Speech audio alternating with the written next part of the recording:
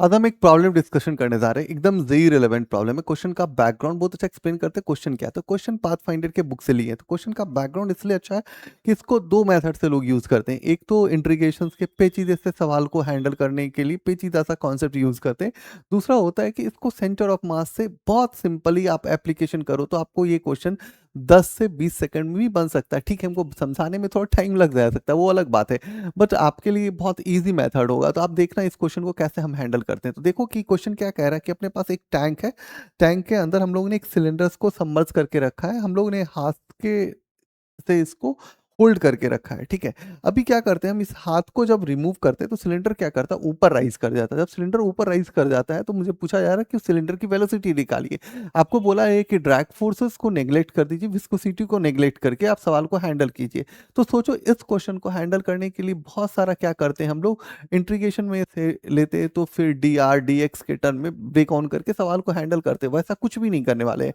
हम सोचने वाले हैं एक बेसिक सा अप्रोच क्या यूज करने वाले हैं वो ध्यान से देखना जरा।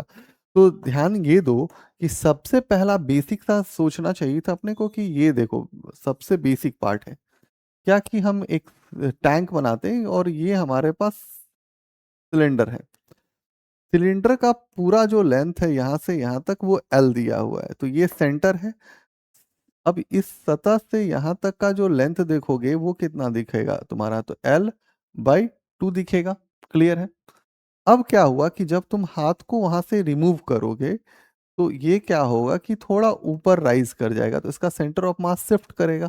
अब ये सेंटर ऑफ मास के हिसाब से देखो कि अब इसका सेंटर ऑफ मास यहां से ले ले तो ये लेंथ कितना हो जाएगा, अब ये लेंथ एल बाई टू हो जाएगा जी। अब ये इसको मान लेते हैं कि ये y1 है, तो y1 इक्वल टू क्या हो जाएगा, माइनस एल बाई टू लेंगे कोऑर्डिनेट के हिसाब से, और y2 लेंगे तो इसको क्या लेंगे, प्लस एल बाई टू लेंगे। अब यदि हम टोटल डिस्प्लेसमेंट देखते हैं सिलेंडर का तो कितना हो जाएगा, तो हो जाएगा y2 माइनस y1। तो y2 क्या हो जाएगा, L by to minus minus L by to. तो ये क्या हो जाएगा, एल हो जाएगा, मतलब एल पार्ट तक निकल जाएगा, मतलब कि फाइनली सिलेंडर कहाँ होगा भाई, तो फाइनली सिलेंडर जो होगा वो यहाँ कहीं यहाँ यहाँ हो जाएगा। और सिलेंडर का ओरिजिनल लेंथ कितना था, तो ओरिजिनल लेंथ एल था। ठीक है, इतना तक तो आइडिया लग गया अपने को। अब चलते हैं इसको हैंडल करने के लिए।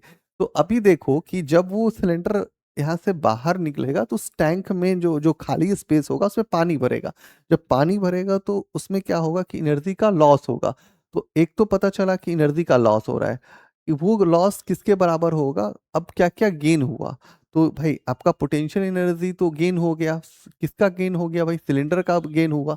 वाटर का तो पोटेंशियल एनर्जी घट गया प्लस काइनेटिक एनर्जी। तो हम जस्ट वही काम करेंगे, लिखेंगे यहाँ से कि आपका जो लॉस हो रहा है, loss potential energy water equal to gain potential energy cylinder plus gain kinetic energy.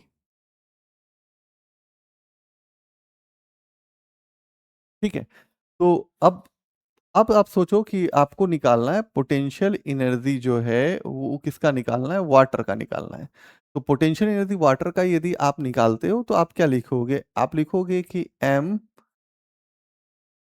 ठीक है, और वाटर का ठीक है, वाटर का मास मान लेते हैं कि हम कैपिटल M में लिख लेते हैं, क्योंकि कैंसिल करने में हमको थोड़ा दिक्कत है, एम जी, और क्या हो जाएगा, L बाई टू।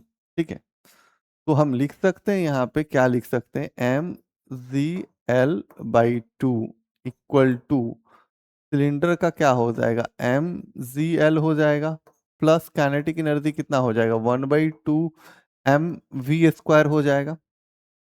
ठीक है, अब इसको एम को हम क्या लिख सकते हैं, तो इसको रो नोट लिख सकते हैं, इनटू वॉल्यूम लिख सकते हैं, इनटू जी, और एल बाई टू लिख सकते हैं। इसको जी रो इंटू वॉल्यूम लिखेंगे, ठीक है ना, रो इंटू वॉल्यूम जी into L plus 1/2 rho into volume, फिर क्या लिखेंगे, इंटू वी स्क्वायर। इसको थोड़ा घेर लेते हैं, जैसे ऐसा ना लगे कि हम वॉल्यूम्स को वी से मल्टीप्लाई कर पाए, तो वी को थोड़ा बड़ा लिख देते हैं, ठीक है। अब यहाँ से सोचो कि इस टर्म को लेके आते हैं, तो ये रो नोट हो जाएगा। जस्ट आप सोचो कि इसमें से वॉल्यूम वॉल्यूम और वॉल्यूम को हम कैंसिल कर लेते हैं, ठीक है। तो रो नोट हो जाएगा, जी हो जाएगा और L/2 हो जाएगा, माइनस रो जी एल हो जाएगा। बचेगा क्या, 1/2 रो वी स्क्वायर, ठीक है। अब इसको कैलकुलेशन करना है, ठीक है ना। तो इसमें से क्या कॉमन है वो देख लो, जस्ट कॉमन वाला टर्म हम कर लेते हैं। तो जस्ट हम कॉमन करते हैं, तो हम कहेंगे कि जी एल कॉमन है सर, जी एल को बाहर कर लीजिए, ठीक है। अभी क्या बचेगा, रो नोट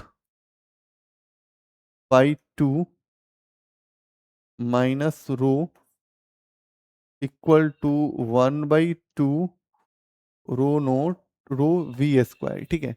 अब इसको एलसीएम लोगे तो क्या होगा, जी एल हो जाएगा, ये क्या हो जाएगा, रो नोट माइनस 2 रो डिवाइड में 2 इक्वल टू क्या हो जाएगा, 1/2 रो वी स्क्वायर। इसमें से 2 और 2 को कैंसिल कर लोगे तो क्या हो जाएगा, ये जी एल हो जाएगा, ये rho naught minus 2 rho divide में क्या हो जाएगा, रो और इसका root under equal to V. अब वी है, अब सब वैल्यूज पता है, डेबिट करके सवाल को हैंडल कर लेंगे ना।